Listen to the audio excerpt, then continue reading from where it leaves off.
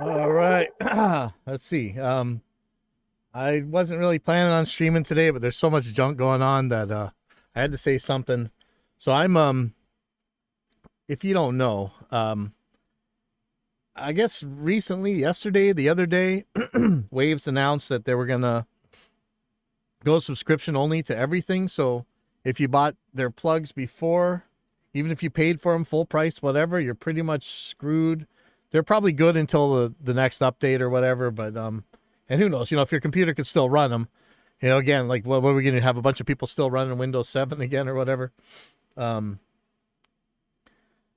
but if you look in just type in Wave subscription in Google or whatever, and you'll see a ton of these.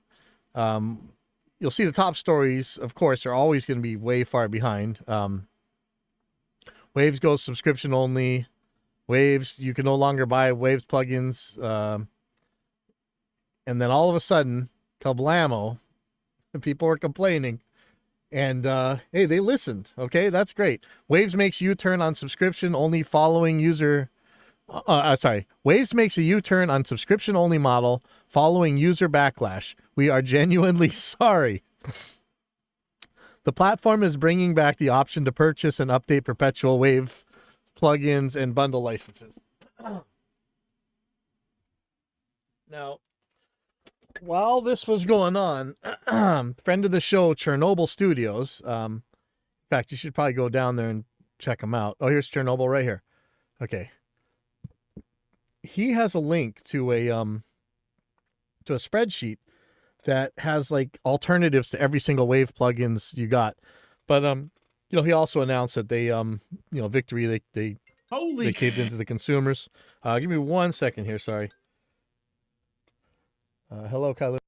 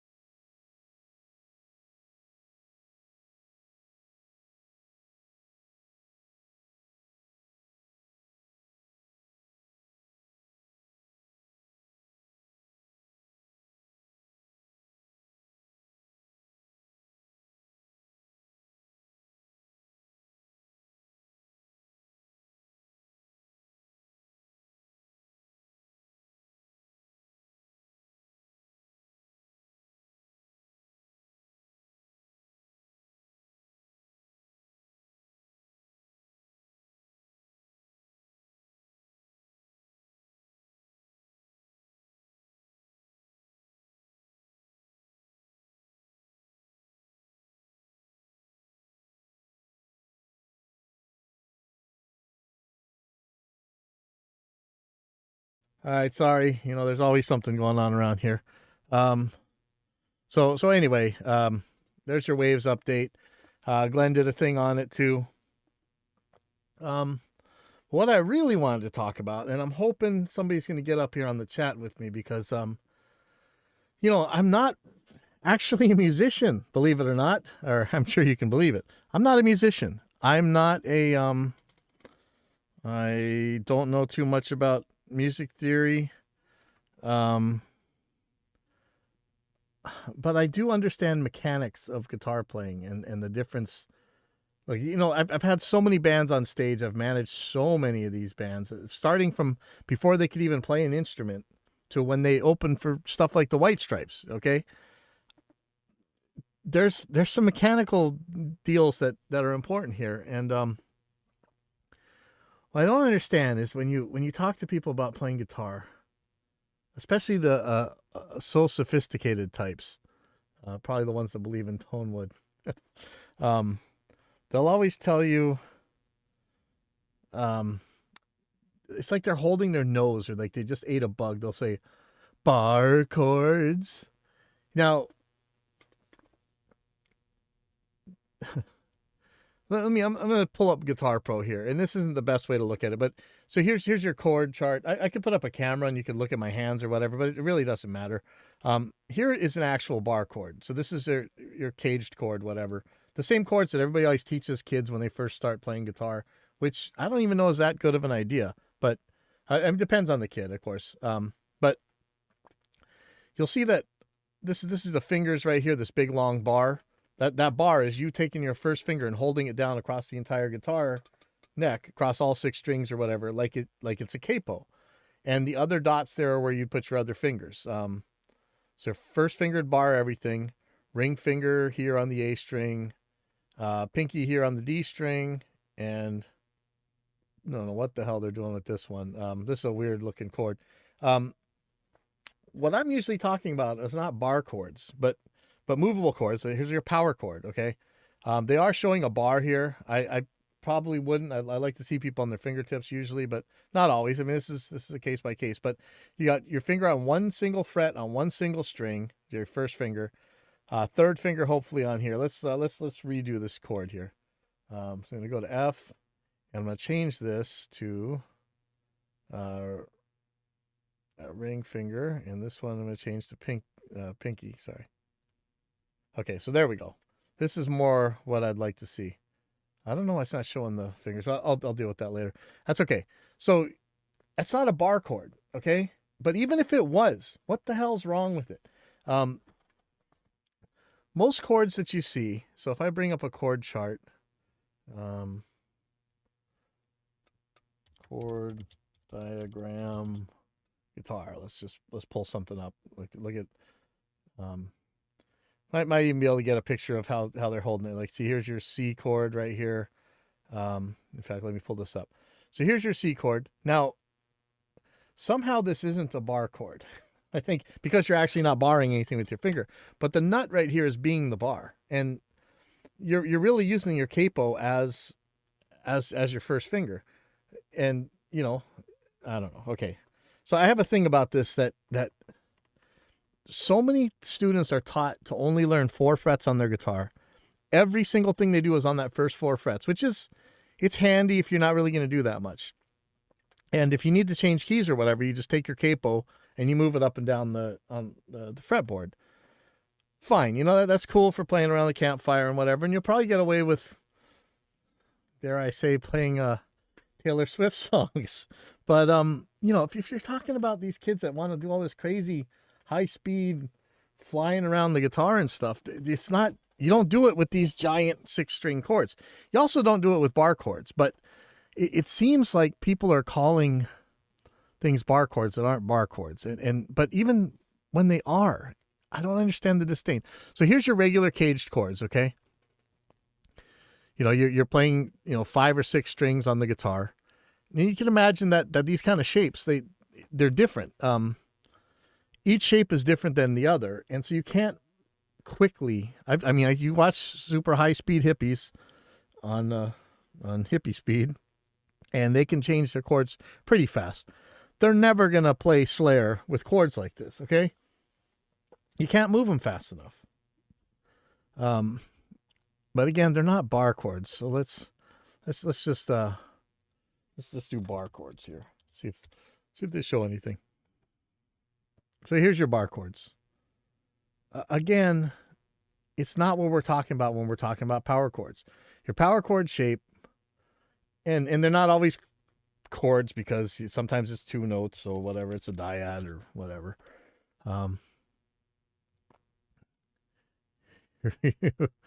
Here you go. So really there's 3 shapes basically, but you're only ever going to really use 2 of them unless you're playing in drop tuning, which you're just got to get, actually then you're going to a bar, right? Because you're just dragging your finger across them.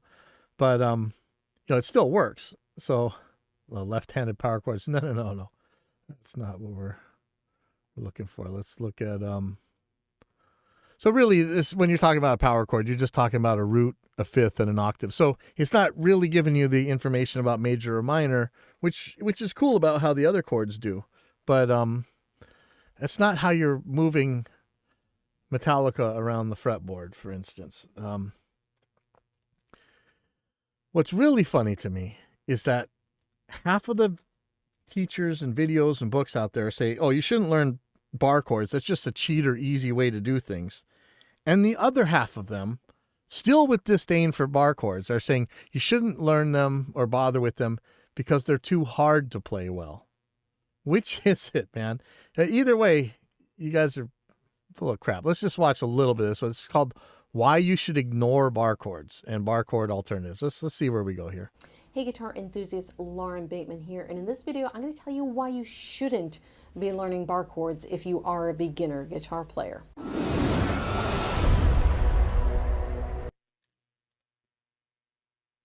Long time, and there's this big rush to get into bar chords. But if you are an absolute beginner or on the beginner scale of playing guitar, I wouldn't even recommend touching bar chords. Most of my guitar students, we don't start doing bar chords until maybe 9 to 12 months into their... All right, so basically, I think what she's going to say is, like most teachers, she's going to teach you the hippie chords, the cowboy chords, the caged chords, which are difficult to switch between. If you want to be able to play a bunch of songs right now, and you had one chord shape, and it can play any of the notes you need to play, that seems to be way, way, way more economical than the caged chords. I know it's nice to learn them because it gives you some information about major and minor thirds, and I wish I would have learned them earlier. But come on, which one you want to be? I could have kids playing in a band in a month with one chord shape, or you can take 6 months and be able to play like one song with these other chord shapes. But I'm going to speed this up 1.25, I guess, and see what you guys think. If it's too fast, I don't really want to play this whole damn video, but we'll see. Guitar playing. Why? I'm going to tell you why. Because there's so much other stuff that you can do and work on as a guitar player to build a great foundation for learning bar chords. So, for example, I will usually teach people simpler versions of bar chords to get them by, because they do pop up in songs. You got an F major chord, you got a B minor. Okay, so now take away the minor or the major of these, you got a power chord. Look, root, fifth octave, root, fifth octave, root, fifth octave. One chord. You play it all over the place.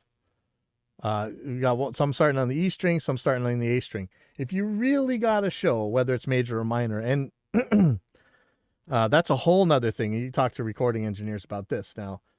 Especially when you're playing with a lot of distortion, you probably have 2 or 3 notes at the most, usually 2, to spell out what the chord's really about. So you'd probably be better off playing thirds and stuff, but how important is the major or minor tonality to the song versus that root and that fifth? You got to ask yourself that. So for a lot of songs, it's not, but sometimes it is.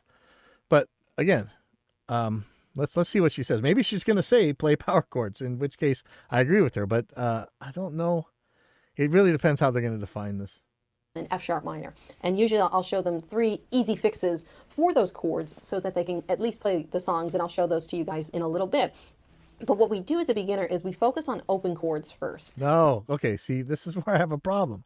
If you're playing open chords, you're going to be playing, you only got 4 frets on your guitar. You can say, well, I got a capo, but you still only got 4 frets on your guitar.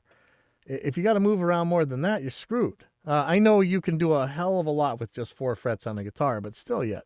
Guitar's got, a good guitar has 24 frets for a reason. Working on your C chord, your D chord, your A, and getting those down. Yeah, see, remembering all this other crap instead of learning one chord shape. I don't know.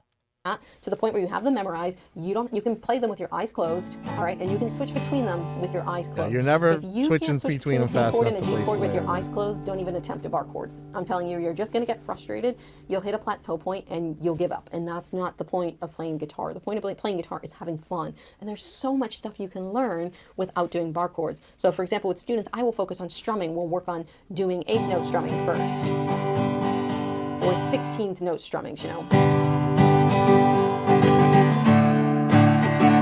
syncopated things and You know, and look, if you're playing folk music and that's all you really want to play, whatever, learn them hippie chords, and you know, you can do a lot with them. Like I wish I knew these chords better earlier on, because I would know how to make arpeggios easier earlier on, and I'd know things about the neck that I don't know. But what I can tell you is I could move around the guitar a hell of a lot faster than you guys playing these caged chords any day. other cool things, but or finger picking. There's so much that you can work on outside of bar chords, because there is a strength component required for bar chords. Okay, and a lot so this is good. She's actually talking about physically it is difficult to really bar all 6 strings. But see, this I don't know if this is like a generational gap or something. You'll hear this bar chord snootiness from classical players of any age, or maybe jazz guys of any age, but it's mostly the older guys. Look, I'm 51 years old and I'm too young to be talking like this, but I do run into people who are younger who say this stuff.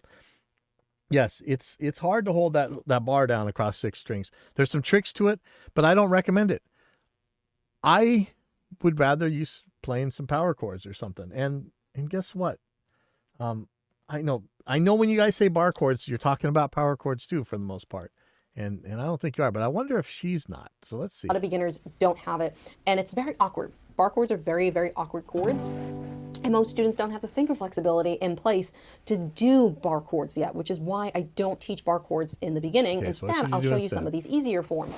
So for example, a very common chord that comes up is F sharp minor, okay? Well, if you can't play bar chords, how do you play an F sharp minor? Well, if you know an A major chord, all you have to do is move the A major chord down to the bottom 3 now strings. you gotta learn more shapes. It's not as nice sounding as the full bar chord, but at least it's playable. So now I like this substitution. Listen, guys. I don't know what you're going to get out of this video if you even bother watching it, but substitutions are important. And I tell you, so many times you can do things that are the same but different, if you want to put it that way. In a mix, you know, you're probably going to be better off with the thinner chord. And this is actually a really cool substitution. For beginners to learn something, hell no. you can use it in a song. Another one is the F chord. So F chord is like this, probably one of your hardest bar chords to play because the bar happens on the 1st fret of the guitar. So oftentimes I'll show students how to play an F major 7, which is basically a scrunched up C chord. So if you have a C chord, you move your top 2 fingers down 1 string each, you got F major 7. So that's an easy way to play an F chord. Some people don't mind. They try doing a mini bar. They'll bar with the first 2 fingers, and they'll play F that way. For a beginner, I still think that can be a little bit tricky, but some people find that one. I think she's right. For beginners, bars are hard, but I would just play that damn power chord. Not so bad to do. But if you don't want to do any barring, You guys don't want me to plug in my guitar and actually put the webcam on and see my belly rolls, right? F major 7 works perfectly well. And the final one is B minor. And all you have to do is take this F major 7 shape, slide it up to the 2nd fret, and then move everything down 1 string. Oh, see? That's B minor. You're going to remember all this crap when you're brand new. One thing, 1st finger, ring finger. Play it all over the damn guitar. It's the same shape. Come on. Okay? And if you want a slightly fuller sound, if we go back to F major 7, we can add the pinky. All right, so it's the 1st finger on the 1st fret, 2nd string, 2nd finger on the 2nd fret, 3rd string, pinky on the 3rd fret of the 4th string, and then the 3rd finger. Kind of like this one because she's almost playing a power chord, right? The 5th string, 3rd fret. So that's another way to play F major 7. You can also move this to B minor Sorry. of the bar chord. And then you can build from there. So don't jump into bar chords right away. You will get there, but make sure you got your strumming down. Make sure you got your open chords down and that you're feeling comfortable with all those chord changes before you jump into bar chords, because it's going to get crazier.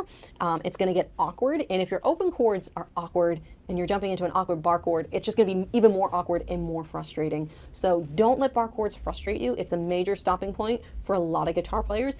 Have fun with all these open chords. There's so much stuff you can do without bar chords. Focus on that first. Focus on enjoying that, and then I'd say there's so much fun you can do without open chords too. jump into the bar chords. Hope you guys enjoyed this quick video. All right. Well, anyway, yeah. If you mean actual bar chords, I'm kind of with you there. That's gonna be hard for a beginner to learn, but the snootiness against movable chords, it drives me bonkers. So anyways, I've got to go get some stuff done. I'll